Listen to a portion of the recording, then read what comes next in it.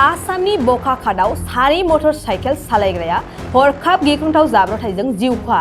गोख्रै खारथिजों खारबाय थानाय गंसे मटर साइकेला हरखाब सौग्रावनानै जायगायावनो सानै सुबुंनि जिउ खहा। जाथायानो जादों गलाघाट जिल्ला बखाखादनि सिङाव थानाय बरसाफारा ओनसोलाव। मिथिहोनाय बादिब्ला मटर साइकेला गोब्राब खारथियाव दंमोन। बे समावनो आरोबाव उननिफ्राय गोब्राब खारथिजों फैबाय थानाय गंसे गारिया हरखाब गिख्रंथावै सौख्लायनानै गालाङो आरो मटर साइकेलाव थानाय सानै सुबुङा गोग्लैनानै जायगायावनो जिउ गोमानाङो।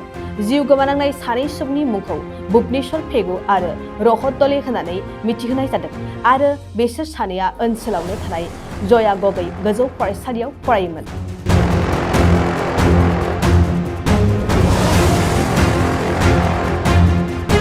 आसामनि बखाखादाव सानै मटर साइकेल सालायग्राया हरखाब गिख्रंथाव जाब्रबथायजों जिउ खहा। गोख्रै खारथिजों खारबाय थानाय गंसे मटर साइकेला हरखाब सौग्रावनानै जायगायावनो सानै सुबुंनि जिउ खहा। जाथायानो जादों गलाघाट जिल्ला बखाखादनि सिङाव थानाय बरसाफारा ओनसोलाव। मिथिहोनाय बादिब्ला मटर साइकेला गोब्राब खारथियाव दंमोन। बे समावनो आरोबाव उननिफ्राय गोब्राब खारथिजों फैबाय थानाय गंसे गारिया हरखाब गिख्रंथावै सौख्लायनानै गालाङो आरो मटर साइकेलाव थानाय सानै सुबुङा गोग्लैनानै जायगायावनो जिउ गोमानाङो।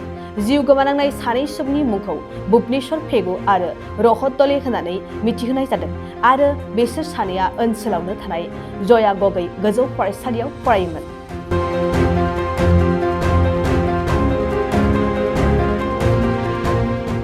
नोंथांनाव हान्थु, सिं, गोदोना, आखाइ, आखाइनि आसि, सिंस्रि, दाफोना सानाय, आफादावदै सानाय, आथिं मिजुनाय सानाय, खर' जरा सानाय, आथिं फारनैबो बोलो मोनै जानजि सानानै आथिङाव साहैनाय, जायखिजाया गोजामनिफ्राय गोजाम सानाय जादोंब्ला नोंथांमोना जिंगासिनो नांला।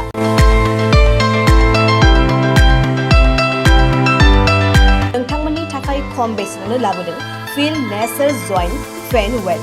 बे थाव मालिसखौ फुनोब्लानो नोंथांनि गासै सानाय जेंनाया खारगोन। अब्ला मानोथो गोबाव खालामखो? अर्डार आरो गोबां मोनथिनो थाखाय नैबे जानबुं नङाव फन खालाम 9974030738।